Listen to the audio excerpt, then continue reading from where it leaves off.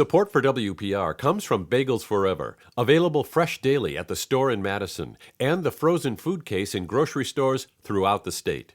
Bagels and bagel chips can be shipped anywhere in the U.S. at bagelsforever.com. Support for WPR comes from 4imprint, providers of promotional products for businesses, including embroidered apparel, trade show items, and logoed business gifts. More is at 4imprint.com. 4imprint, for certain.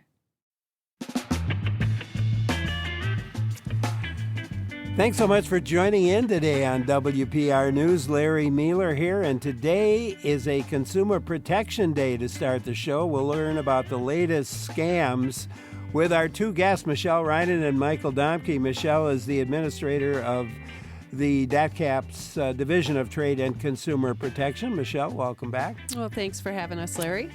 Michael is the director of DATCAP's Bureau of Consumer Protection. And Michael, good to have you back as well. Thanks for having us. And, of course, as we talk with Michelle and Michael, we want to hear from you. Have you received any odd phone calls recently? Let us know how you're staying safe on the Internet. Questions or maybe an experience to share, give a call. The number's 800-642-1234. Or you could email us. The email address, talk@wpr.org. That's talk@wpr.org. Michelle, let's start with you. You know, we're both sports fans, and we've got the Packers. The draft, the NFL draft, is coming to Green Bay in a couple of weeks or so. And that means a lot of people are going to be there. And this morning, I got a news release from you folks about some things to watch out for when you attend that draft. Yeah, we absolutely want to get the word out so people are really enjoying themselves at the draft and taking advantage of this maybe once-in-a-lifetime experience that will be happening in Green Bay. But scammers are also going to try and take advantage of those who are attending, and we are concerned about the opportunity for identity theft. People will be traveling in from other states, traveling in from around the state to Green Bay, just tons of people there. And so there's going to be lots of opportunities where scammers can try and take advantage of misinformation, if you will, or opportunities to attend. So we want people to be sure that they are hanging on to their personally identifiable information, their name, their date of birth, their contact information, and not just freely giving it in a survey. Or, you know, they always have, though, these right. little booths where, you know, sign up and maybe win a prize or something, but you have to give all that information to do it. Right. So feel confident who you are engaging with. You know, if it's someone at a booth and maybe it's a well-known organization that wants to get you on a mailing list so you can be part of their organization in the future, okay, if you're confident it's them. But if it's a one-off, or maybe it's an online opportunity to attend the big event or something like that. So prize giveaways, online quizzes, surveys, be watchful and mindful of fake and imposter websites, apps that misrepresent that they are connected or affiliated with the draft in any way, apps that ask you to give permission to the device itself, and so you can get other information off that device. The big thing, remember that you don't need a ticket to attend the draft, the 2025 Draft Experience Fan Festival, or the Draft Campus. You need to register. Your reliable source of information should be the NFL One Pass app that they have developed. That's going to give you all the information that you need to know. Or go to nfl.com/draft access. That's your other online place for reliable information. And then this applies all the time when you're traveling. Sure. As any often event. as possible, use your credit card. Because there you will get extra protections under federal regulations. And if you end up with identity theft with your credit card, it's usually from a card skimmer, where someone is at an ATM or a gas station reader or some self-service station. They're reading the card. Maybe they're getting your PIN number. But you can take action with the credit card company then if they gain access to that. It's not your Social Security number and everything else. There's a faster shutdown and responsibilities with your credit card company there. And we really encourage, when possible, using tap to pay. A lot of people don't like that, and I get confused. It's just easier to slide the card in and wait with the chip. But the tap to pay has extra safety features built into it where it's harder to read that information. And so if your card doesn't have that feature, call your credit card company, see if you can get a new card with these updated safety measures where it will issue it with the tap to pay. Because there are still some out there that haven't caught up based on expiration dates. Yeah, and there's been a couple of times, not recently, but I can remember a couple of times when I just wasn't thinking about it, and I slid it, and then the person said, "Well, no, that won't work. You have to tap it." And I thought, "Oh, well, that's good." Oh yeah, that is nice. I mean, there's the old-fashioned slide feature. Yeah. There's the insert with the chip and pin where it engages, and then there's the tap to pay. So tap to pay being best, then the chip, and then slide. So be careful out there. Yeah, absolutely. Enjoy yourself. Have a good time. Take advantage of this experience. And we'll have in future weeks some things to be mindful of as it relates to transportation scams that we are on the watch for as well with these crowds coming in. And speaking of transportation, Michael, I have I've gotten, I don't know, maybe 40 notes, text messages that I have not paid a toll, and I need to immediately call this number or whatever, and that's a big scam. It is, and I suspect you're probably not the only one. A lot of listeners have gotten that scam because it's really spiked here in the past week. And this is a traditional spin on a phishing scam where they'll just send out, thousands, potentially millions of these messages looking for someone to kind of take that bait and think that this might be a legitimate message or concern and then react to it. And how this one is working is these scammers are saying that there's a delinquency with an easy pass toll or an unpaid toll, and you want to avoid those fines and penalties quickly. In order to do so, you need to click on a link that is in that text message, or they might provide a phone number for you to call and take care of it. And of course, that link is going to take you to a malicious website where it's going to look just like that state's portal or any type of payment that seems to be real, or maybe even something you might be familiar with.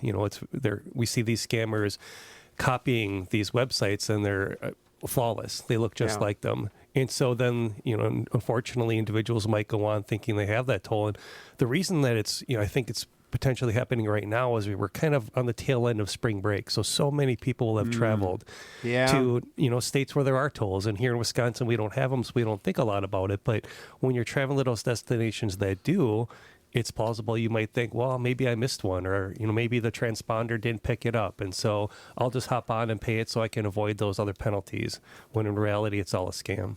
Yeah, so don't do it. Well, don't do it. What you want to do is just take a second to think about that. Ask yourself, did I actually even go through any tolls? Would this be, is that particular messaging applicable to where you were? But then really just go to that tolling agency directly. Don't pay with that link that they provided. Don't call that phone number. Just go directly to the website where you know it's legitimate. Hop on there, and they'll let you know if you have a delinquent toll. There you go. And you save yourself a bunch of money and a lot of headache and heartache if you do it the way Michael is suggesting. You can join in again, by the way. The number is 800-642-1234. Email to talk@wpr.org. Never sold a car online. I've always talked with, usually sold it in my own community. The last one I sold to my next door neighbor, which was really handy.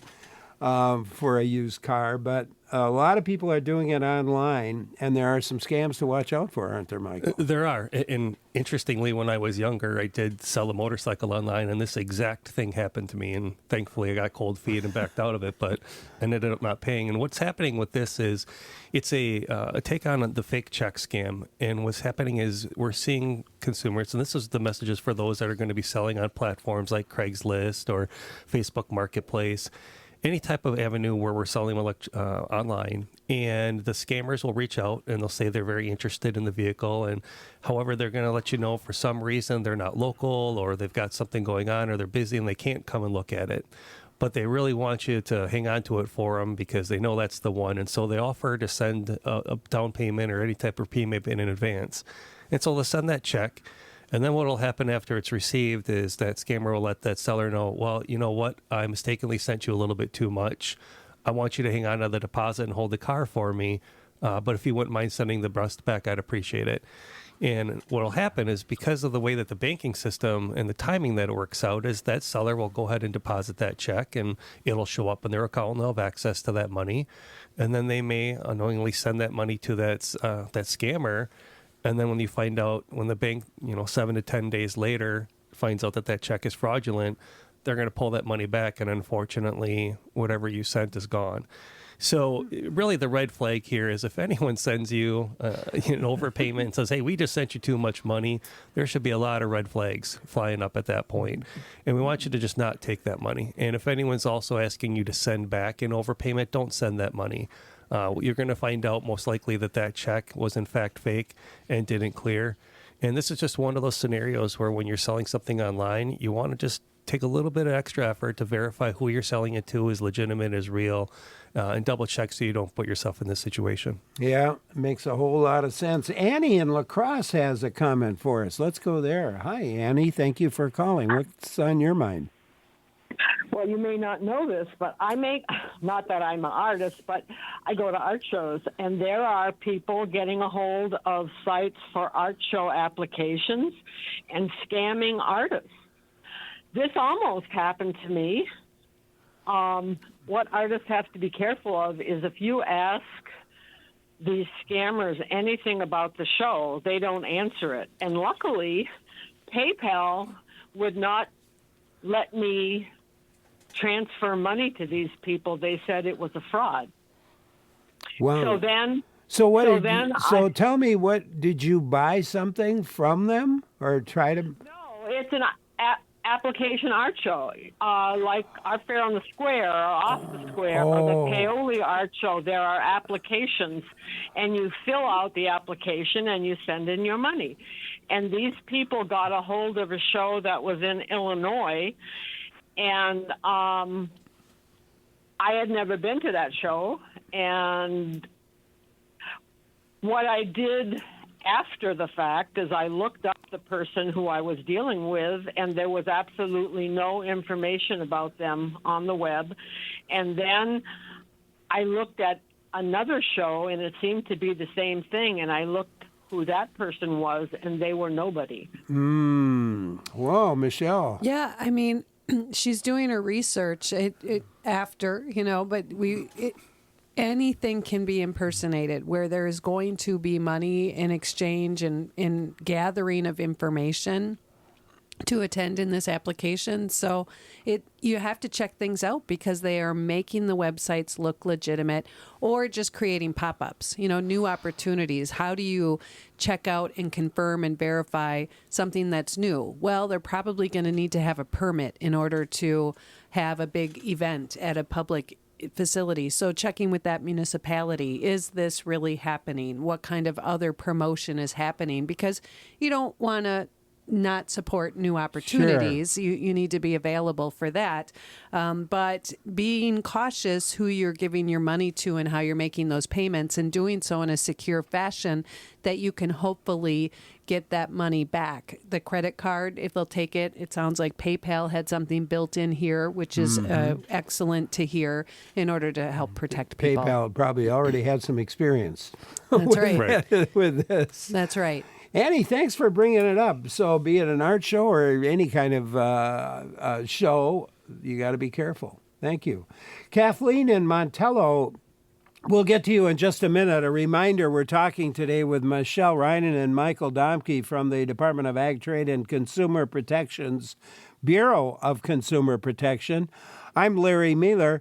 You're listening to Talk at WPR.org.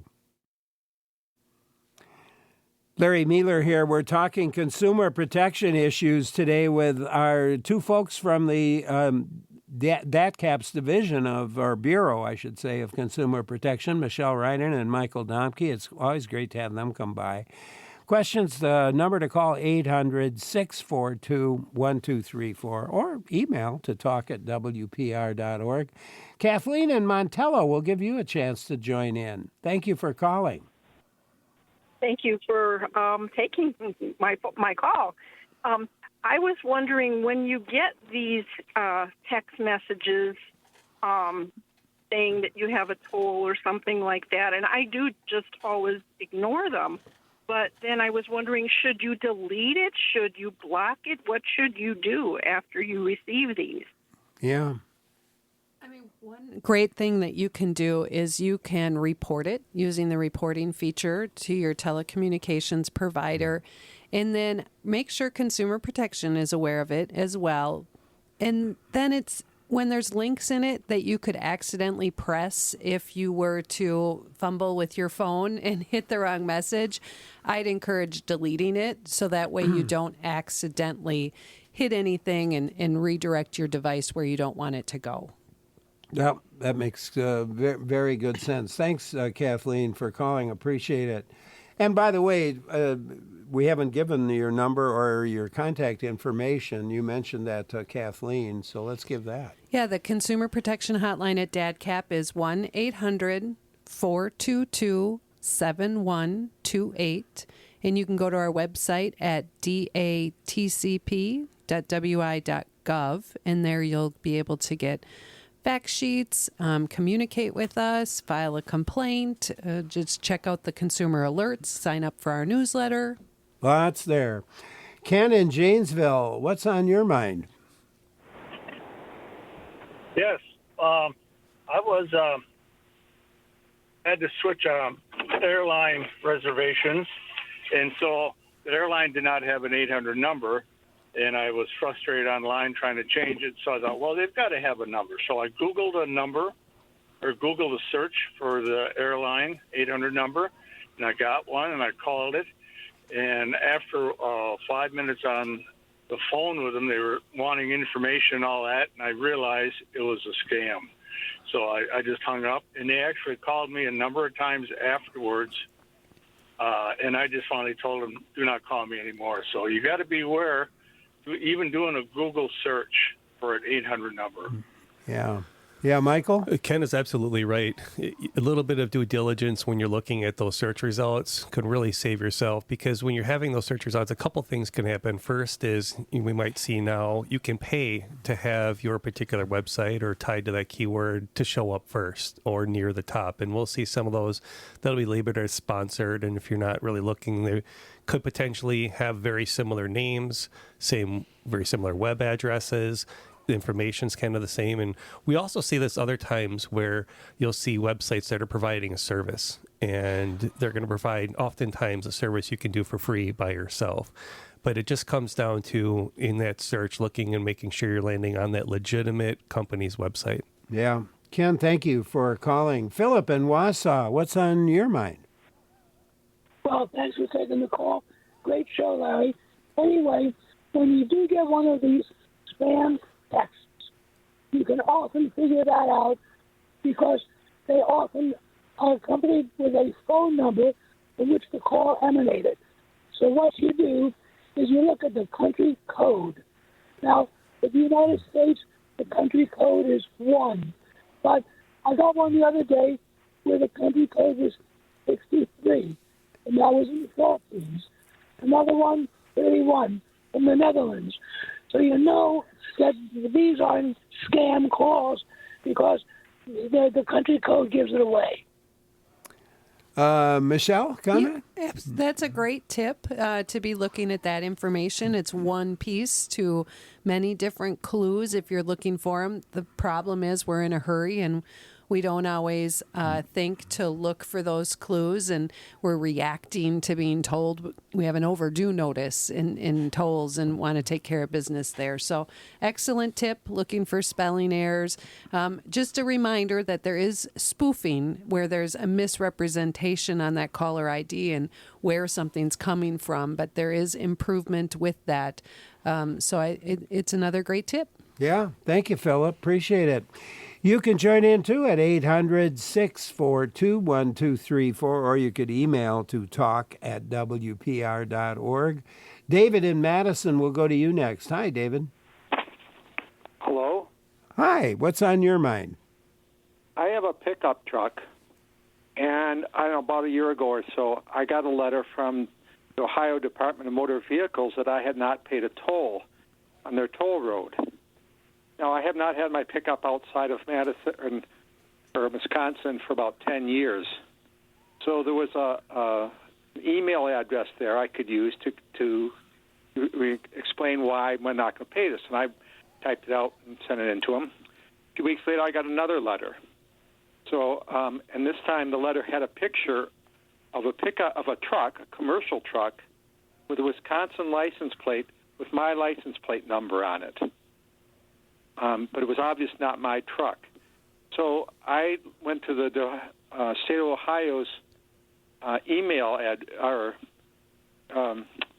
website and got a hold of somebody in their Department of Motor Vehicles and explained, one, that this was a commercial truck. My truck was a pickup.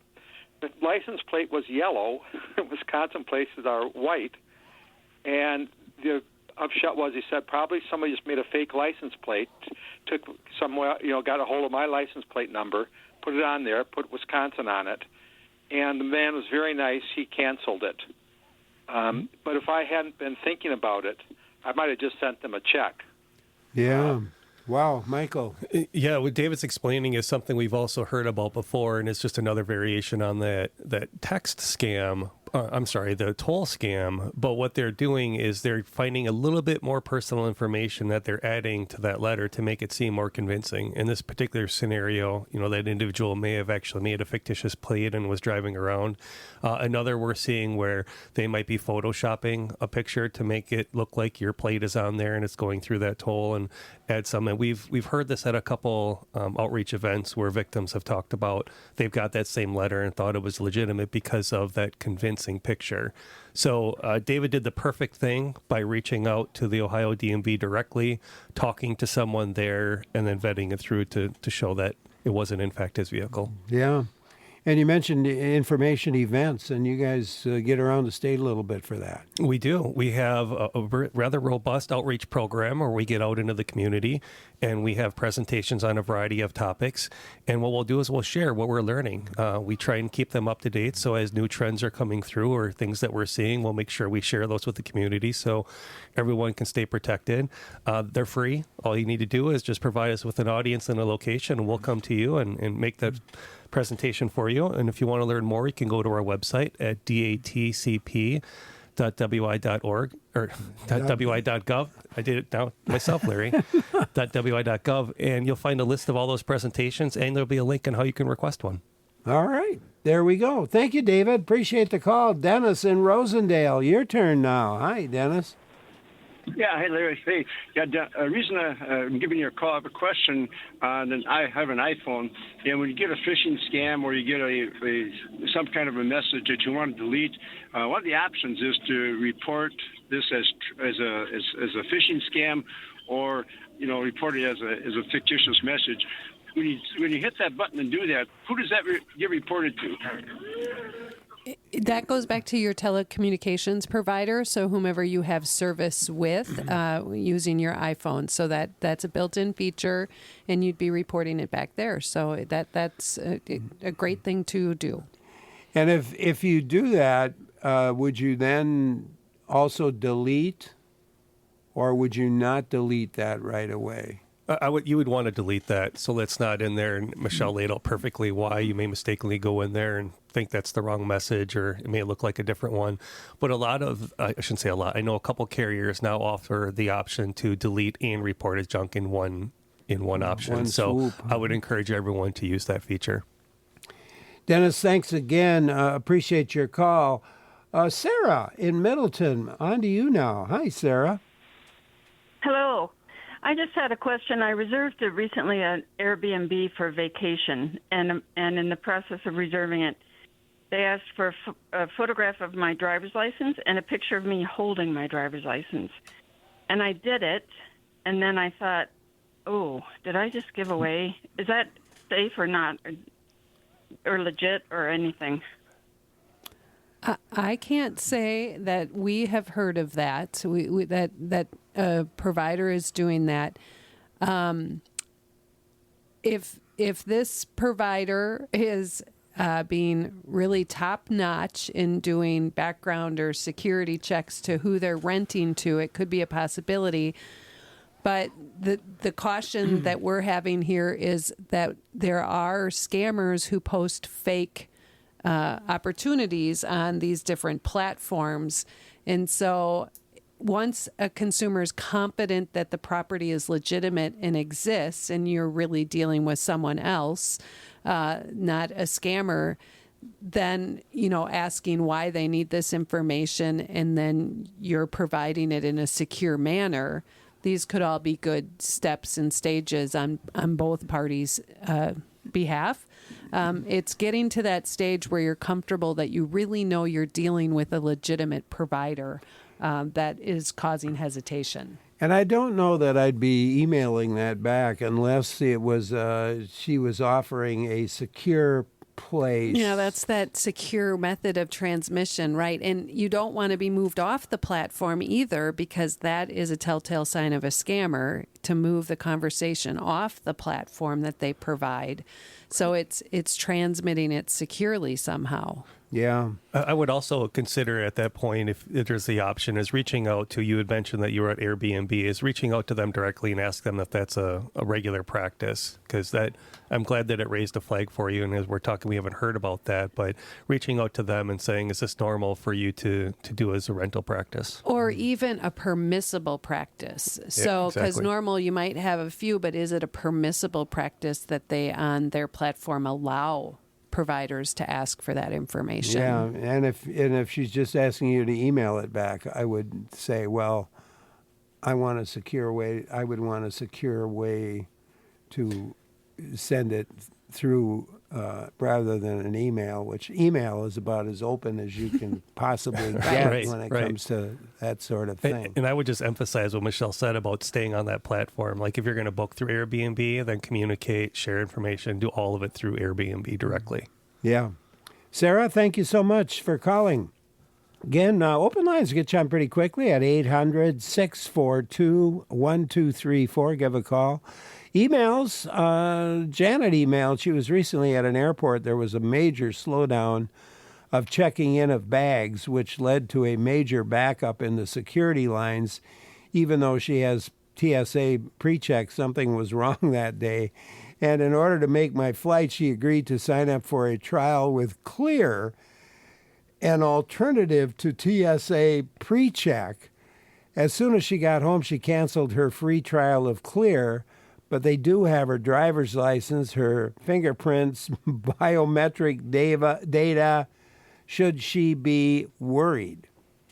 I would just keep that in mind should Clear ever have a data breach, and you certainly could reach out to them to see what their disposal is of that information, the frequency, the length they're going to hang on to it, the frequency of disposal, the method of disposal, to be sure that they do cleanse the system, and there may be a method to request that it be disposed earlier. Evelyn emailed us and says, please talk about the Medicare card scam. Everyone older than 65 who she knows is getting these calls every single day. Evelyn says she rarely answers, but when she does, she asks for the supervisor and the caller hangs up immediately. many older folks don't know that Medicare doesn't send out new cards every year. That is correct, and I'm glad Evelyn is raising awareness to that. The Medicare, unfortunately, there's so many variations of these Medicare scams that we hear about, and they rise and fall during open enrollment or Medicare Advantage programs. And the key there is to just understand what information is so incredibly important to safeguard. And it really starts with that Medicare number, the Medicaid number, treating that like it's your Social Security number, because so many things can be done with that.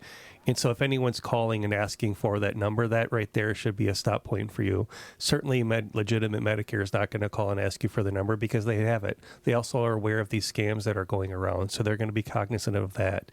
If they need anything, they'll send that letter out and they'll give you that information. They're not going to call you looking for that. But also all the different variations of scams that take place, one of them that I think a lot of consumers or participants in the program may not be aware of is just giving out that number. Scammers will use that number to order products or services that'll show up on your bill. And if you're not paying attention, they'll continue to just go ahead and go through. And if you're not responsible for that payment, but you're not really paying attention to that bill, that scammer is using your number to facilitate this fraud over and over and over again. So these little things that can happen where we think, well, it's not my Social Security number, so it's not that important, and that's not true. I also like that Evelyn was taking the initiative to ask a question, ask for somebody else if there's that call to kind of vet it through, similar to what Annie did earlier, and saying, hey, I'm going to ask questions, see if this is legitimate. That will also give you an opportunity to say, all right, is this real or is it not? And oftentimes you'll find it isn't.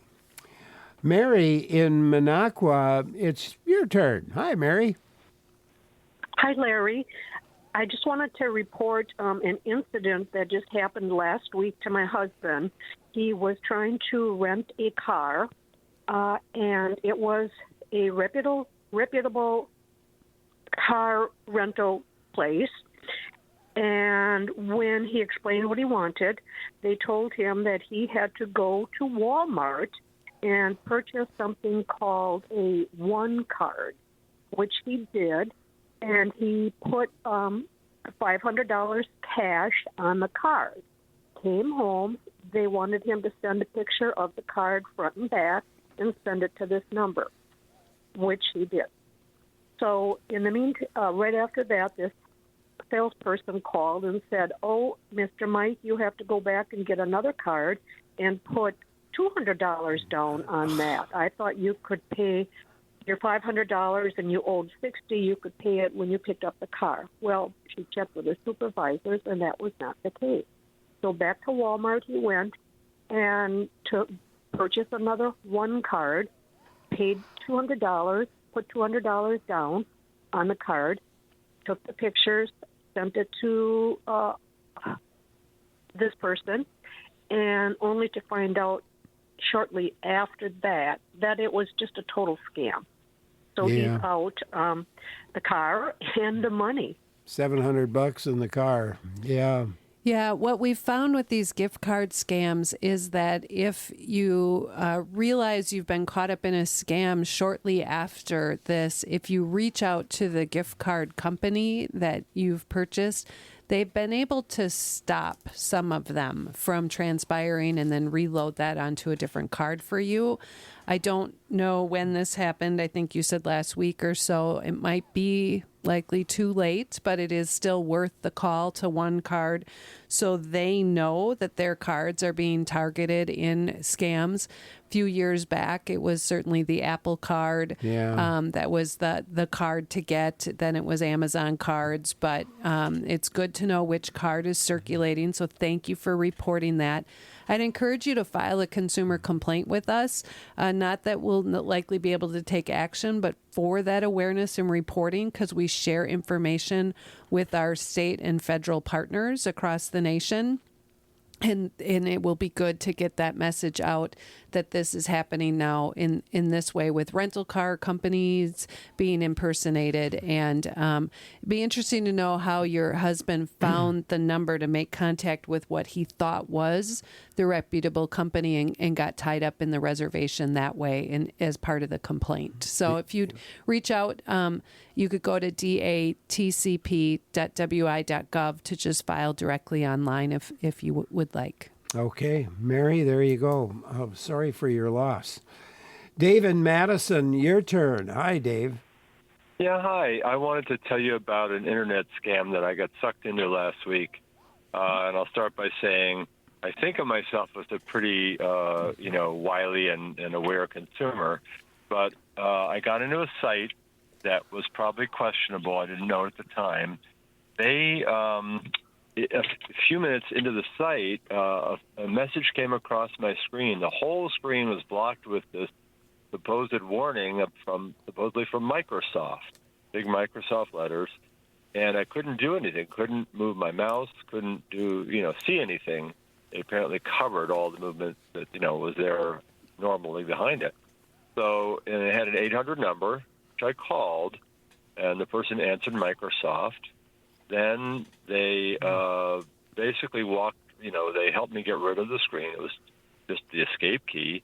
And then unfortunately, I downloaded a viewer. So at that point, they were watching what I was doing. They said I was at risk to all my finances. So I opened my financial sites. And thankfully, my passwords weren't visible, but they could then see what I was doing. They told me that my bank would be calling, and after a few minutes, my quote-unquote bank called, and it was the name of my bank on the the ID, but apparently that was also a scam. And this person said that I had a big credit card charge had happened for over $40,000, and they put me on hold. They're talking to their supervisor. Sorry, we can't get it back for you. Was the end result. And then they that all this sounded legit. I was scared and thought I'd lost a lot of money and made big mistakes. At that point, they said the only way we can get the money back is to do something called a duplicate transaction. You should go to your bank, take out $40,000 of cash, and take it to a Bitcoin or some kind of machine like that. At that point, I knew I was being scammed. So I just said directly to the person, I don't believe this. I'm going to go directly to my bank myself. And, it wasn't far from my house. I had the time to do it. And then he said, oh, no, don't do that. And I said, if you're legit, I'll certainly call you back. And on the way to the bank, then the quote-unquote Microsoft person tried to call me repeatedly. When I got to the bank, found out, of course, there was no charges. This was all a scam. I put extra security on my bank account, and I've been monitoring my accounts with notifications for every large purchase since then. Thankfully, no loss. Had to ask my computer person to come in and looked over my computer and said nope. The viewer was there, the viewer program, but nothing else had been able to install in it. So, cautionary tale.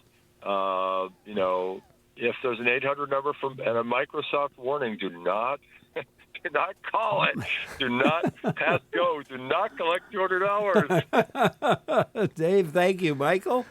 David just walked us through exactly what we talk about when we kind of refer to as a snowballing scam. And it all starts with that tech support pop-up. And even though they've been around for many, many years, they still are one of the most successful inception points into these scams. But what David's describing it explains how scammers are having to get a little bit more complex, and they're having to stack these other types of complaints onto each other. And unfortunately, within those pop-ups, they are going to lead to fake phone numbers. They're going to lead to fake websites. They're going to purport to be Microsoft or another support agency, oftentimes the Federal Trade Commission or another governmental entity that says, hey, we're here to help you recoup your identity or recoup some of this money that's been lost. And then what we'll see is in doing so, they're going to start kind of coming at it from different angles. So we think that, they might be suspicious here. So then we're going to kind of change tactic and say, well, now we're going to be able to help you over here and kind of keep you thinking about, well, is it real or is it not? And in doing so, it'll kind of keep you walking down further and further and further until the point that you might be too far. I was very happy to hear that Dave caught that red flag in advance, saw that, taking this money out. He did describe perfectly what we're seeing, where they're wanting their potential victims to take that money out and go to a cryptocurrency ATM and put that in, because at that point it becomes very, very difficult to get back. And so if anyone is asking you to take money and put it in one of these ATMs or these machines, please stop before doing so. Certainly talk to somebody else. Run it by someone who's not involved, is not in there. And I also want to take a second that Dave talked about being savvy and being wily and understanding kind of what was going on. And that's really important to emphasize, because it shows how convincing and how complex these scams can be. That it isn't, people who don't have an understanding or don't understand computers who are falling for them. Even people very well versed in technology and even have an awareness of the scams that we're talking about right now, those different little tweaks and variations in being there can change the whole scenario and make you think, well, this isn't what I heard about. This is different. This one is real. Dave talked about being scared, which of course pushes them into thinking, I just got to fix the problem. I'm not focused on how I got here. I'm focused on how I get to fixing it. And that's how sometimes you lose money. But a lot of great steps Dave took on the back end. Yeah, sure did. As he was talking, I was thinking back to the gal who calls. This is several years back, but she called and actually had her entire bank account emptied. And they even, she had a $3,000 or $5,000 reserve line of credit, and they'd even borrowed the money out of it. So not only did she lose everything, but then she had an additional $3,000 or whatever it was. I remember that. Yeah, that was sad. Oh, what a sad, sad story. That's what could happen. Dave, I'm glad it didn't happen to you. Thank you so much for calling. Appreciate it. Let's go to another caller, and we will in just a minute. But a reminder, we're talking consumer protection issues with Michelle Reinen and Michael Domke from the Bureau of Consumer Protection within our DATCP. I'm Larry Mueller.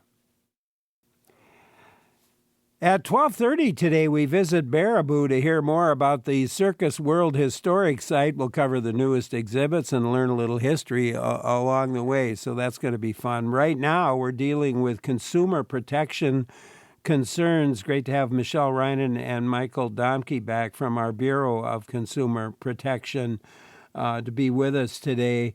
And Ryan in Cable has something for us, so let's go there. Ryan, hello. Oh, hello. Thank you for taking my call. Sure. So recently, me and my wife switched cell phone providers and got brand new numbers.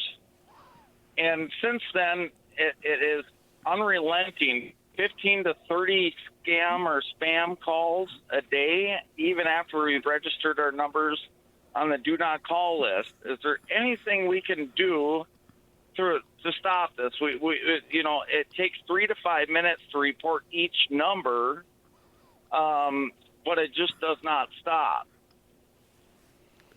Michael? One thing, Ryan, you could check with your new carrier to see if they have any features that would help you deter some of those. Two things that we always encourage is, one, checking with them if there are any software or programs or apps that they'll provide to you, oftentimes for free, that will help sort some of those out. And then the second is checking what features your particular phone might have. There, as we see more and more updates coming out, these phone providers are not necessarily the carriers, but the phones themselves with those updates are adding software and protection apps that will screen some of those out. So that might reduce some of them. Yeah, that would be, so both of those things should hopefully really help. So give it a shot, Ryan. Thank you for calling. Jeff and Racine, your turn. Hi, Jeff. Jeff, are you there? Yeah. Hi, Jeff. Hi. I have a quick question about financial or investing. Yeah. With companies that come up on the internet. How do you check to see if they're registered? Is it through the Securities Exchange Commission to see if their number is up to date? You're going to want to check things out with the Wisconsin Department of Financial Institutions to be sure that they are an entity that can do business in our state. And so you can reach out to the Department of Financial Institutions and you can see if there's been any complaints against particular entities, as well as just get their basic information on how to vet an investment from them. Yeah. And scammers could still be using a company that is, in fact, working in Wisconsin. Well, they can impersonate Yeah, one. that's what I mean. Absolutely. And so you want to be sure you're actually doing business with that real, legitimate company. Great point, Larry, especially if you're looking online. You'll want to try and connect in person with a representative to be sure that they are legitimate. Yeah. Jeff, thank you. Appreciate the call. Michelle in Madison, we go to you next. Hi, Michelle. Hi, Larry. Thanks for taking my call.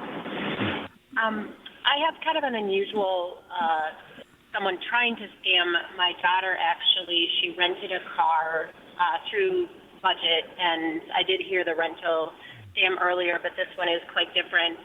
I also want to call out something that Dave said, the fact that I think there's a lot of people out here who go, whoa, I'm smart. Like I feel like I'm a really intelligent person. I'm really savvy on the internet. And so a lot of people feel humiliated when they're scammed. And so they don't reach out and tell people about it. And I think it's important for people to actually tell people so that they're not, like in this situation, I think what you're doing is wonderful because, to be scammed and then feel humiliated about it is really a legitimate thing.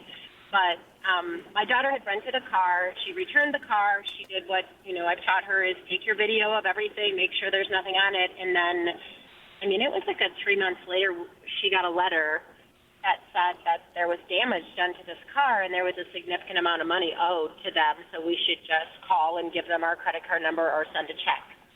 And I said, honey, this doesn't seem like, can I see your video? And she said yes, and she showed them to me. But, they had this car and a picture of it with damage. And so I called, and I, said, well, this wasn't her damage. And I asked to see the supervisor, and this whole process took 2 to 3 weeks, and she was all nervous because she didn't have money to pay for this. And we lost Michelle. Yes. Oh, I'm sorry, Michelle, you broke up. We lost you, but I kind of see where this is going, Michelle. Yeah, I think Michelle to Michelle here. It's a great connection here, and Michael's in the room too, so we got it all. But no, I think I'm hopeful that because she got in contact with the direct rental car company that they did identify it was a scam. Things come to mind. Michael and I listen to these synopsis and always all these possibilities that come to mind. Did this company have a data breach where someone was able to obtain the information and then put pieces together and really then develop a scam situation where you're going to pay money to them? So keeping the video was an excellent move there to be sure that we moved through it. If you get a letter like that and it's such a delay, checking if there's been a reported breach, but that doesn't mean that there hasn't been one. Just a scammer piecing other information together and taking pictures of different rental cars because they all look pretty similar, especially when it's well known that this rental car company uses these brands of vehicles manufacturers and this one is this manufacturer. So you could just easily just take photos from wherever and be piecing that together. And that is one of the things I think we say most often. Always go back to the reliable resource or contact with the company that has reached out to you if you think it could at all be legitimate, and be sure you're communicating directly with them using contact information you've obtained yourself, not through a pop-up, not through the email, not through the text message. And if you've gotten it on the website, being sure it's the real website and not an imposter website, which can be challenging. But going back to the rental contract, the contact information and the rental agreement that you had to reach out. So I'm hopeful that this turned out well for Michelle. Yeah, and Michelle. And her daughter. Yeah, and your daughter, Michelle. I'm sorry you broke up there and we kind of lost you, but certainly appreciate your call. In 30 seconds here before we have to go to break, James wonders, do any of these people ever get prosecuted, and what law enforcement agencies are responsible for bringing these crooks to justice? Well, they are held accountable, and that question is pretty broad. It kind of gets into specifically what type of act or actions are taking place. So we work together hand in hand with a lot of law enforcement agencies, along with the Department of Justice, to bring accountability to some of these bad actors. But then we also work with them to kind of share information and make sure they can go ahead and track down those criminals as well. So the answer to the question is we all are. And we can talk some more about that after we take a look at the news. Michelle Reinen and Michael Domke from the Bureau of Consumer Protection within our Wisconsin Department of Ag, Trade, and Consumer Protection, or DATCAP as we've been calling it, will be with us till 12:30. We'll take a quick break for the news and then we'll be back. I'm Larry Mueller.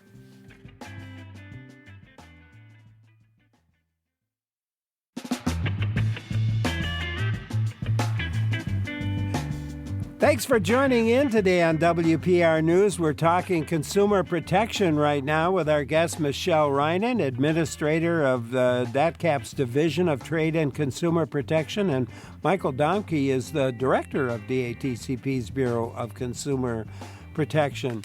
Questions for them, I hope you'll join in at 800-642-1234, or you could email us to talk@wpr.org. And we've had some folks who have contacted our call screener and say, hey, would you repeat that DATCAP number again to call? So, Michael, you want to do that? You bet. 1-800-422-7128. 1-800-422-7128. That's the number. Dwayne in Verona has something for us. Let's go there. Yes, yes, thank you. I have been dealing with the AARP Membership Center, and I've had subscriptions for many years.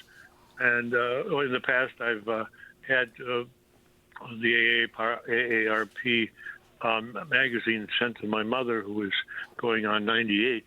And so recently, and all that's been successful, until recently, I asked for subscriptions to be sent to a few other of my relatives, two in precisely. And what they did was, instead of sending those, they sent an extension of my AARP membership to end in, let's see, I think it was 2041. And I said, I responded to Cheryl, who answered this call. I said, by that time, I'll probably be underground. And so I said, I would like for you to, I sent a letter then explaining all this and all the information. And then I haven't heard from them. That was back in February, the letter dated February 17th, and I haven't heard back from them. I can send them another letter with all this stuff in it and the details, but what are the possibilities you could help me along these lines? Yeah, you could file a complaint with our organization, and we'd reach out to them to try and mediate the situation and get that reversed and corrected for you. And I have pretty high hopes that would get resolved pretty quickly. So you can go directly online if you want and file the complaint there. It's datcp.wi.gov. These guys here have me rethinking our website here for a minute now from earlier. Or just call the Consumer Protection Hotline, and they can mail you out a form. And that number again is 1-800-422-7128. They'll be happy to send you a form that you can mail back to us. And get that taken care of. Dwayne, there you go. Thank you so much. Catherine in Beaver Dam. On to you. Hi, Catherine. Good afternoon. Thank you. This happened to me a year ago, but I have been very curious. I received a letter from a lending institution that someone was trying to take out loans in my name, and then I received from medical people that people were trying to find out more information. So I discovered that the state of Wisconsin, the DMV, sent a photocopy of my license plate to Georgia. And then I proceeded to freeze everything. Not that everything's been fine, but I'm just curious to know, how can our DMV make the decision to send, without my permission, that information? A copy of your license. Michael? With Catherine, without a little bit more information, I'm not sure why they would send that. Usually, if the DMV is going to send a copy of the plate or any personal information, it's upon request, and oftentimes has to have a valid reason behind that. So I don't know what that would be, but I do have a little bit of faith that they wouldn't just arbitrarily be sending that information over there. One thing I do want to applaud you on is putting that freeze on your credit when you started getting these red flags and noticing that, and then continuing to monitor your credit. Those are two things that we would encourage anyone who starts to see these little signs or gets notifications that potentially their identity is being used without their consent. Those are things that we want to make sure everyone is doing. And then also visit our website to learn a few more things about how you can make sure you're checking out those red flags, paying attention to them, and how you stay protected. Yeah, you've got a title, isn't it? Isn't there a story or something, or printed information, not printed, but information online? Yeah, absolutely. There's a great identity theft consumer tips fact sheet that we have that gives a lot of different resources for monitoring your identity or locking things down, if you will. And to that point, one thing with the Department of Transportation, you can opt out to have your records released on general records requests that they would be required to fulfill when people do ask for mass records of particular things that they have control over, and through public records, they need to release those, and sometimes marketers get a hold of them or different things. So consumers have an option to complete a form with the, I think, DMV side of Department of Transportation to opt out of being included in those lists. And that information is probably on our fact sheet, but it's also on the Department of Transportation webpage. Not sure if that's how your information went to Georgia, since you're specific to a plate or what there, but that's for, every one of a step that you can take. Yeah. Catherine, thank you so much. Appreciate your call. And we'll turn our attention to Paula in Madison next. Hi, Paula. Hi. I received an email from, I think it was called Geek Tech or something, and that they had automatically renewed my thing for another year, and it was late at night. I'd just come back from being gone for a few days. So I thought to myself, I better quickly, cancel this, because I don't think I had this service. But I went to bed instead because it was late. And the next morning I got to thinking, I don't think I have this service. So I checked all of my, my credit cards to make sure nobody had taken any money out. And I'm kind of still wondering if I probably should just ignore this, because I don't think it's really mine. But sometimes, I do sign up for things and then forget I did it. So yeah. But I have, I use a personal person for my computer. So yeah. The one thing I would check, Paul, in that email is if they said they renewed it, is what payment was used to renew it. If they are just sending you an invoice saying that you're going to owe them and there hasn't been any payment made and you don't recognize the service and have never signed up for it, I think you can probably assume that's a scam email. Oftentimes we'll see these types of approaches where they'll send either directly from that particular service saying you owe us and we renewed you, or we're oftentimes we'll see PayPal or some kind of third-party payment portal or service provider will send an invoice saying this purchase was made and now you owe money for whatever that might be. In your case, it was this subscription or a service. So I think in this one, it probably is a scam. If you really think that it might be legitimate or you signed up, I would not respond to any contact information in the email. I would instead just look for legitimate contact info for that Geek Tech or whoever they are, call them directly, and then see if you really had signed up, either knowingly or unknowingly. Paula, there you go. Thank you so much. Annie in Madison, your turn. Hi, Annie. Hello there. Thank you for having this show. I wanted to share about a scam I learned about that thankfully I figured out was a scam. And then I also had a question. So last year I got a phone call while I was at work. Actually, I got 2 phone messages. They said they were the Dane County Sheriff's Office and that I needed to call them back right away. And I ignored the first message. And then I got a second message and I thought, well, okay, I guess I'll call because I don't know. So I call and some same person answers saying they're Dane County Sheriff, somebody. And there's like office sounds in the background. And they say that you were supposed to show up at court. You got subpoenaed and you didn't show up. And I was like, what? And then they said, yeah, 30 days ago somebody brought you. It was very, very intricate. Like somebody brought you a summons and you didn't show up and now you owe this money. And it sounded so real. And I was at work and he said, so you have to come right now to the Dane County Courthouse. And I'm like, well, I'm at work. And can I call you back? And he's like, no, we can't end this call because a lot of people try to run away from these things or something. And this is when I started to get suspicious. But it was scary. And I was like, oh, my God, I'm going to have to tell work I have to leave. And as I was talking to him, I started looking on my computer this is something I think people know, but it's good to know. You can right away internet, like, is there a scam about Dane County Sheriff, blah, blah, And something came up saying that there was.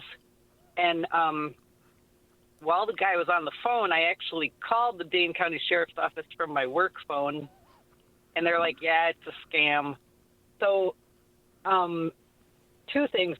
I'm not sure how this guy was going to make money, except that maybe he would say, oh, now if you don't come and just pay over the phone. But I wanted to warn people about that because it's scary when, like, police or judges or something call. Yeah. My question is, would it work, like, in terms of catching somebody like this? If this happens to somebody, could they alert the police and then call the person back while they're with the police? Would that help catch somebody who's doing this? Well, I love your enthusiasm to help us catch these individuals. There's concern with keeping you on the line with them, that they manipulate individuals and they would continue to get more information that they would sell.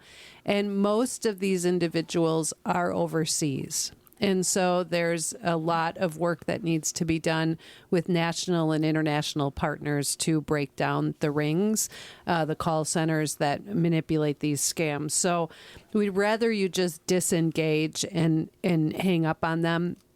But to your point of how they make money, you're onto it. They would say, oh, well, you can take care of this by just transmitting money. Or we heard a story earlier, going and withdrawing cash and depositing it into the BTM, the Bitcoin time machine, to safeguard your finances or to make that payment. So there's lots of different ways that they will manipulate the scams. And they use law enforcement as one of their tools because people will react to the situation. They don't want to be in the wrong with authorities. So why government and law enforcement are some of the highest impersonated entities that they use. It's interesting because there was a person, just to go along with the officer part of it, there was somebody who I believe called the show whose mother didn't even have a computer, but had been talked into going out and buying a computer by the person who she talked to on the phone.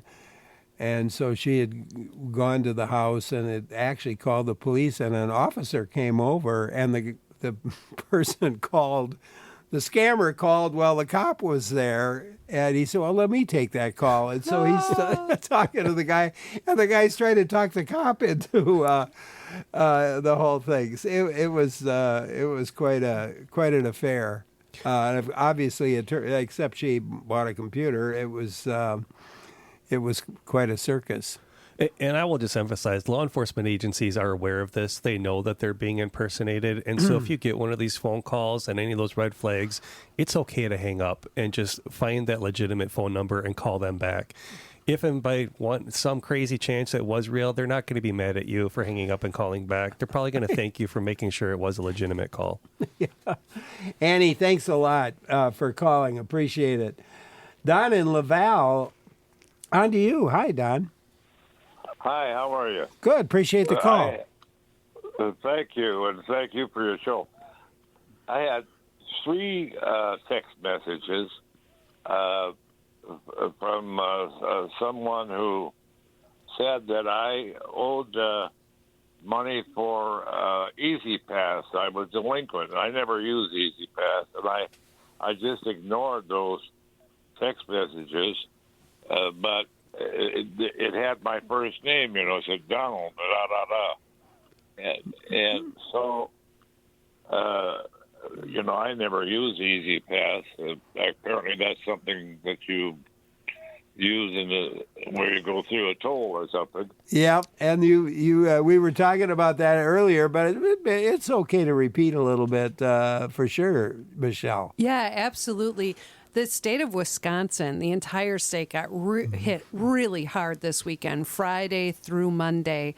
I was at an event with a whole bunch of people, and we all got it at the same time on Sunday afternoon. So they came from Easy Pass and they came from WISC DOT, trying to be the Wisconsin Department of Transportation. I received them both as well, one Friday and again one on Sunday, and they had my name on it too, and they're just trying to get people to click on that link and make that payment for that toll, because no one wants to be overdue with a tolling agency. We want to be able to travel freely, and I certainly haven't gone anywhere where there's tolls in any recent time period where I would owe that payment. So it's just a distraction. It's misdirection, and lots of different links in there for impersonating websites, trying to get people coming off a spring break to make those payments. Don, thanks for calling. Appreciate it. Angela in Appleton, your turn. Hi, Angela. Oh, hi. Over the last couple of years, I've received letters saying that one was from Ascension Medical Providers saying that their data was breached, or their data was breached, so my data was in danger of being used by somebody else. And the letter encourages us to sign up for free credit monitoring and ID protection services. So I signed up with one called IDX. And now every week I get an email from IDX, and they offer different services. And one of them is to find out what is on the dark web with my name. So I thought, it's like a credit report. It's a report to tell you what's out on the dark web. So I opened up the box, and it asked for my name and then my social security number, and I thought, this doesn't seem right because they should already have it. So first of all, are those credit monitoring services legitimate, like this IDX? And then why should I care what's on the dark web? Because aren't they supposed to be monitoring that for me, so I don't need to monitor it? Michael, go ahead. There are a lot of legitimate credit monitoring services out there, and certainly, as we've talked about today, there's going to be certainly some that are going to be scams and just looking to garner information. I would feel a little bit confident about if you were receiving a legitimate data breach notification and they're offering credit monitoring services, that the companies that they're offering that service to are probably going to be legitimate. Now, the additional services that are added onto those are something each individual is going to have to decide for themselves on whether that serves a purpose for them or if there's a benefit to it based on what they're paying. The concern about the information on the dark web is really the same as the information being anywhere. And that just comes down to making sure you're proactively monitoring your credit, paying attention to your credit report, putting that freeze on, looking for those signs of identity theft, and then reacting to them when you see them. It's unfortunately, in today's day and age, we're seeing data breaches occurring somewhat rather frequently, so the information is going to be out there, and that's why it's always so important for everyone to understand what they should be looking for and what steps they can take to stay protected. Angela, thank you for calling. Mark in Wisconsin Dells, what's on your mind? Well, hi, Larry. I wanted to highlight the story that was on public radio yesterday regarding the Washington Post article about the lady who lost $600,000. She had taken this out of Morgan Stanley. And 3 points that were important, I think. One is the scammers took 2 years to groom her before they got her money. The second thing was that Morgan Stanley told her that it was a scam, and she did it anyway. And then the bad thing, of course, was they didn't call the police. I think they should have called the police, but they didn't. And then finally, the one thing that's a kick in the butt is now, since she took out her retirement savings, she owes the Internal Revenue Service $191,000, and she can't get out of that. So, pretty wild story, but it was in the Washington Post and very interesting. Yeah, and I do still tell people, Larry, that I tell the scammers that I work for identity theft assassins. Mark, thank you very much. And I remember that story. It's terrible. It is terrible. And the thing here is that he expressed 2 years of grooming. These very high dollar scams, most of them are ongoing long-term scams that are happening. We see them across the board with romance scams is one area, investment scams is another, and a reputable company told the individual that this is a scam, but they are so invested in the opportunity or the relationship, or they've created such a real environment for the individual that there's no navigating around and there'll be no belief that they could be defrauded. And it's so important, we're learning in the psychology of this, that we create safe spaces for people to be able to tell their story and not blame the victims, but put all the blame on the scammer and try and create the environments that we can help them navigate these spaces to get out of the scams. And you can see the huge repercussions for this, of this tax debt that will be out there for this individual. But now how can we take this life lesson that this person's experienced and translate it to our friends, family, loved ones, and be mindful of that and try and keep it from happening to them?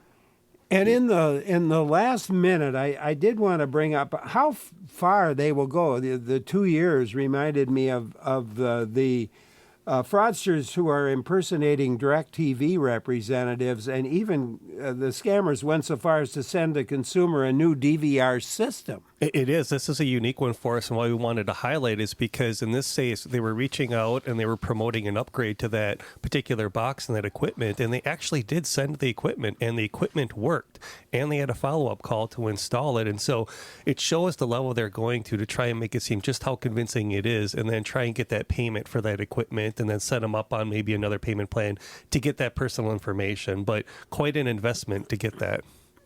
To get that money. Yes. Boy, Lots of ways out there, and we'll look forward to your next visit. We'll learn what the heck's up next. We didn't get to everything, and I'd say go to the Department of Consumer, go to datcp.wi.gov, and you're going to find out about a whole lot more scams that are going on. And Michelle and Michael, thank you both so much for being with us today. Thank you, Larry. Thanks, Larry. Really appreciate it. Michelle Reinen is the administrator in the division, and Michael Domke is the director of the DATCAP Bureau of Consumer Protection.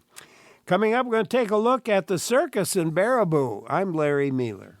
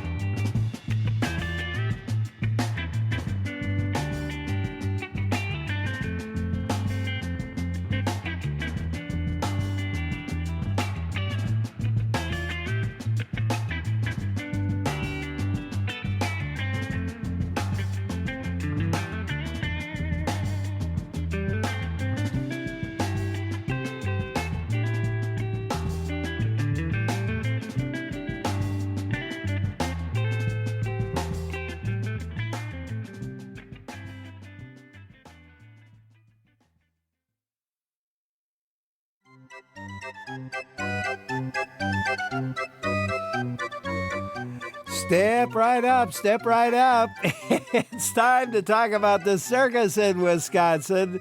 And one way to immerse yourself in this dazzling and unbelievable world is to head to Baraboo, Wisconsin. Larry Mealer here. And today we're going to talk about the Circus World Historic Site and a couple of guests for you today.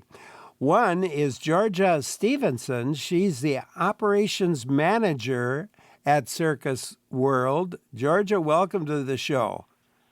Thank you, Larry. I like your musical choices. I do too. I think it's a cool way to start.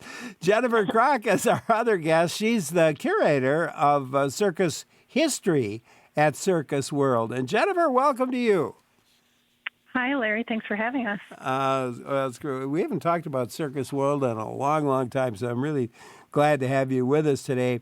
And as you listen into our two guests talk, I hope you'll join in. Want to hear from you. Let us know about your trip to Circus World. Maybe you grew up in Baraboo or that area and live there now. Why do you appreciate a community that embraces the circus? What about that? Give a call at any rate with your questions or your experiences to 800-642-1234, 800-642-1234, or send an email to talk@wpr.org. Georgia, for those who haven't been to Circus World, give us a bit of history of the site. Oh, gosh. Well, Circus World opened for its very first day, July 1st, 1959. And that day forward, we were part of the state. We were gifted over to the state, and we've been here in Baraboo for 66 years now, and looking great for 66, I have to say. And, boy, we've got just an enormous collection here of, I mean, you name it. Wagons, costumes, buildings, very unique items that can't even be grouped into one group, which I'm sure Jen could elaborate on. But there really is something here for everybody. You know, it's interesting to me because the genesis for this was the Ringling Brothers. And, you know, I've asked myself, and I'm sure others have too, who were they, and why did they choose to start a circus in Wisconsin? That's the question we get all the time. Why Baraboo? People come because it's a circus museum, but they're interested to know why it's here. And the reason for that is the Ringling Brothers, 5 boys who, you know, lived throughout Wisconsin and Iowa as young boys, were in Baraboo at the time. Their family lived here when they decided to start a circus in 1884.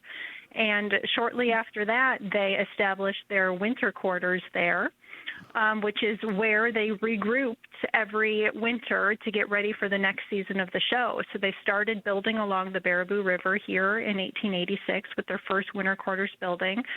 And they were here every winter until 1918. And so that's the reason we're here, because when we opened up in 1959, we started using two of those original winter quarters buildings, the Ring Barn and the Camel House. So those were where people could see exhibits in 1959 from the beginning, as the places where they trained the horses in the off season and where the camels and the zebras were housed throughout the winter. It's really pretty cool. And Jennifer, let's get you involved. Would you share some of the bit of history on the historic buildings, Ringlingville buildings, that you have? Yeah, so we have a number of buildings here that they're all National Historic Landmarks because they played such an important part in the Ringling Brothers Circus, which was the biggest circus for a number of years. And circus was the primary form of entertainment for people because, you know, they traveled to large cities, they traveled to small rural areas. Everybody got to go see it, and that's where they saw exotic animals for the first time, and that's where they were able to see these amazing acts. But in the wintertime, they would go back to their winter quarters to prepare for the next season. And so we have buildings here on our grounds that were used to house the animals. We have the office building where they developed the show for the next year. They determined what the advertising was going to look like. There's buildings that were where they sewed the costumes and got everything ready for the wardrobe. And so all of those buildings are here, and visitors can see them when they visit Circus World, as well as new buildings that house exhibits and show things about the circus, and of course our Big Top show as well. I'm thinking about those old buildings. How are you working to preserve those buildings? Yeah, there's lots of exciting stuff happening with that right now. In the past handful of years, we've received 3 Save America's Treasures grants from the National Park Service. The first one is almost in completion. It was on the Ringling Brothers office building. And so, we like to say it's the most expensive house in Baraboo because there's a lot of restoration work that has gone into that. But it's kind of amazing. This little unassuming white frame house is where the biggest show in the country was being, run out of every winter. We also received a grant on our 1901 Animal House, so work is starting to begin on that. And then most recently, last year, we received another grant to work on our baggage horse barn. So the intent is to bring all of these back to the 1915 period, which is when all of the buildings that we have here on the grounds were being used at that time. And so we want everyone to understand really how complex this organization was and how much work was being done here every winter.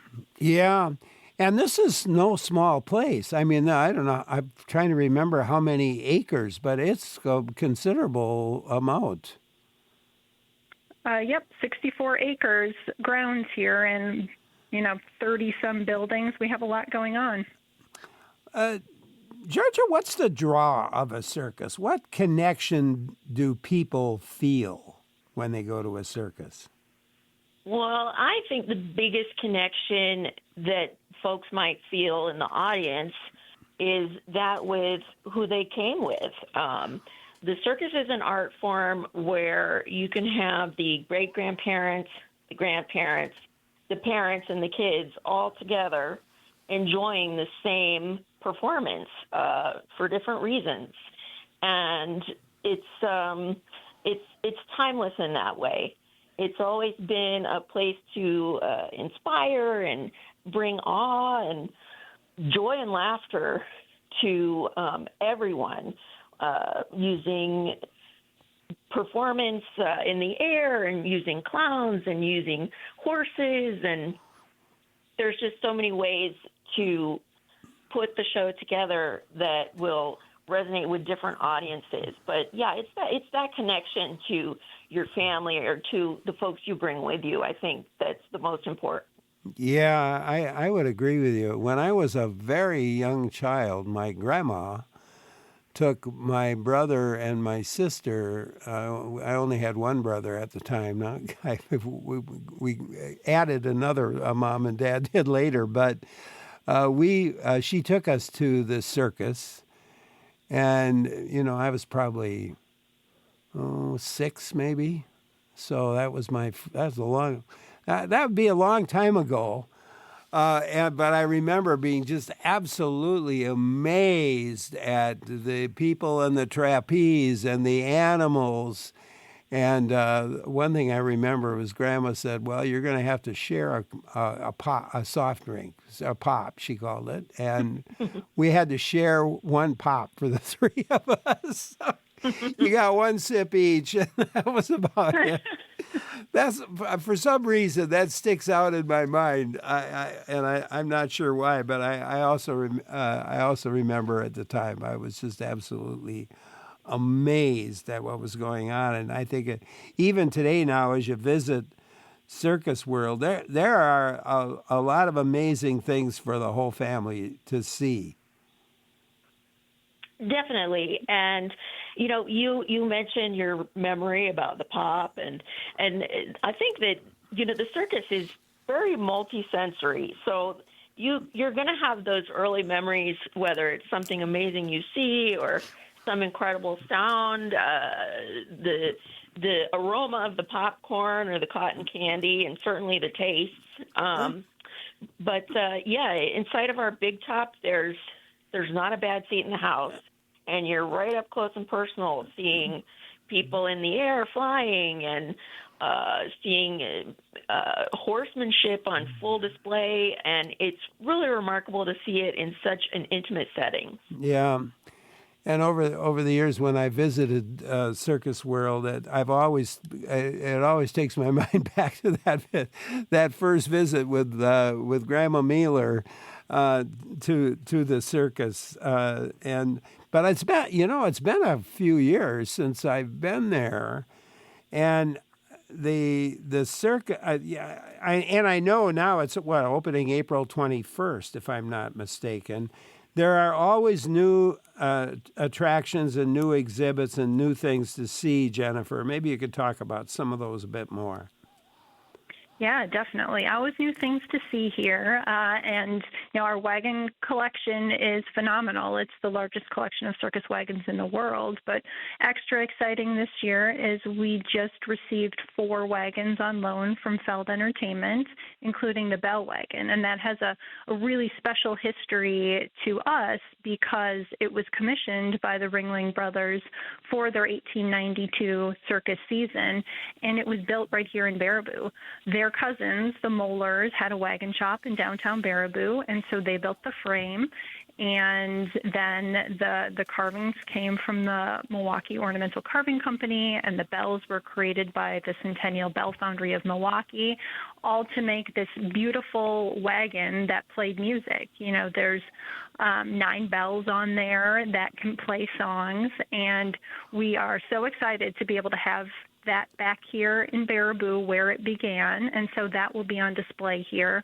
The last time it was here was in 2013, so people haven't been able to see it. I actually had never seen it in person until just, last month, because I only started here 6 years ago, so it was an amazing thing to see. So that'll be exciting for people. And I also just worked on an Iron Jaw exhibit that is on display in our Feld Visitor Center. And for those who aren't in the circus world, they might not know what Iron Jaw is, but it's a traditional aerial act where performers hang by their teeth. So they have mouthpieces, and they are able to swing and spin and descend and do all of these amazing feats by hanging by their teeth. And so it's a pretty amazing thing to see. We have beautiful photographs that show this this act happening, as well as posters, a number of costumes and other things, so people can learn all about this really interesting circus act by visiting Circus World this year. Your jaw's going to drop when you see the iron jaw. You got it. That's what we're hoping. Oh, man. Georgia Stephenson, Operations Manager at Circus World, and Jennifer Cronk, the Curator of Circus History at Circus World. Having fun talking with them about Circus World, and certainly inviting your questions or comments or maybe your own experience visiting there. Number to call, 800-642-1234, or you could email us to talk@wpr.org. I'm Larry Mueller for WPR News. Thanks for joining in today on WPR News. Just a quick note, tomorrow on Garden Talk, we'll be talking about building a pollinator garden to begin the show, and then you'll get some tips on springtime pruning as well. That's tomorrow at 11. Right now, though, we are visiting about Circus World in Baraboo with Georgia Stephenson and Jennifer Cronk. And again, you can join in. The numbers 800-642-1234, or you could email us to talk@wpr.org. I want to just go back to the wagons for a minute, because it seems to me that a wagon is a major symbol of the circus. And you talked about the bell wagon, but how else do circus performers and vendors use the wagons? The wagons are definitely a big part of the circus because they're used for all different things. There are many different types of wagons. Of course, we think about the really decorative ones, which often will have a band on top in a parade, something like that you can see. But there's also utilitarian wagons that just haul all the stuff, because if you think about before circuses traveled by rail on train, they were overland, so they were just going from place to place, putting everything in their wagons, and then going to the next town to perform. And so all of the equipment for the dining tent to make the food, all of the costumes, all of the animals obviously had to be accounted for too. So we have all of these different types of wagons. There's music wagons, Calliopes. That's something that, could be heard from miles away. That would draw people to come to the circus.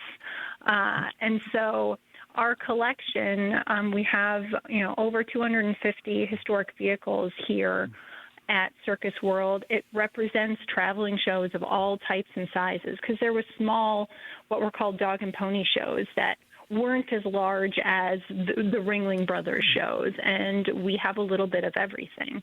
And we have an amazing wagon shop here at Circus World that does restoration of these wagons as well, so bringing them back to their former glory, because occasionally, we have gotten wagons that were donated to us that had been used as, chicken coops or other storage for many years and didn't look like they did when they were on the circus. Joe in Chippewa Falls, what's on your mind? Hey, hello, Larry and guests. I would just like to add in that the Circus Museum Park there is also the new home for the last couple of years for the Rogues and Ruffians Renaissance Fair. Oh. And that brings people. There's blocks long line of people that come see that, and they also see the museum. But the really interesting part is when we're setting up Friday afternoon, evening, over the loudspeakers, they play the circus music full blast, and then people, while you're in costume, you have to put your garbage into the clown head garbage cans.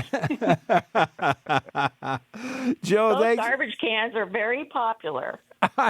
I bet. I wonder how many people have had their picture taken next to. It's probably more garbage.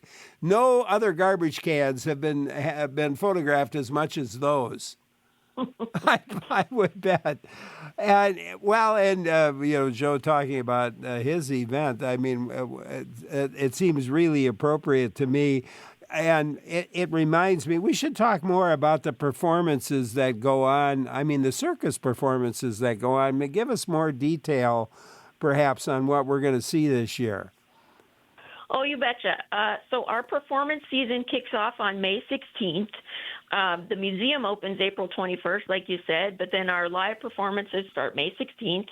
And you can see everything from a flying trapeze act outside on the green right next to the Baraboo River. You can participate in the Kids World Circus, which is where kids use their imagination and participate in the show and create their own circus. And then, of course, our Big Top Show, which is the highlight of the season. And this year, we have a theme, which is holidays. And it can be any holiday, classic, kooky, not so well known, whatever floats your boat. But we are celebrating holidays. And you will see horsemanship. You will see world-class juggling family. We have a wonderful clown named Chase, beloved by the kids. And we have our ringmaster, Robert Trader. We've got a Russian swing act opening the show. And for the first time, we will have a motorcycle on a high wire in the Big Top. And it's quite an act in itself. So very exciting this year. It sounds like it. Neil in Green Bay, what's on your mind? I was born in Baraboo and grew up. Mom and Grandma took us to the opening day of the Circus World Museum. We heard Chappie Fox give his speech, and later that summer, I believe the Ringling Brothers did their last show under canvas at the Sauk County Fairgrounds. We were there for that also. And my favorite memory is the steam calliope. We lived a little over a mile away from the museum, and when they cranked that thing up, we could hear it clear as day. Wonderful job. Oh, great story. Do you get those kinds of stories, Georgia, from people when they stop in? We do. We'll get, whether it's the grandparents bringing the grandkids or the parents bringing their kids, wanted to kind of relive those memories. But, we hear it a lot. Oh, I came here when I was this high, and I remember this and that. And it's just indelible memories that are created in the circus and especially at Circus World in Baraboo. Yeah, absolutely. And I know you've got some upcoming events. I know there's a military service day, for example, which is free to military members. That's right. On May 24th, we have a special program in the morning with speakers and singers and musicians.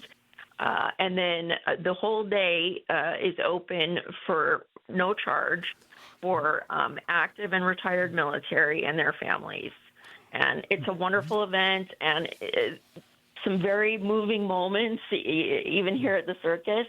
But it's very important to us to do that. That's the second weekend we're open in May. Yeah. And of course, the World Anniversary Days. And people can, before I even forget about it, how do people find out about all of the events? I've been online to your site, but what's the site again? We're at circusworld.wisconsinhistory.org.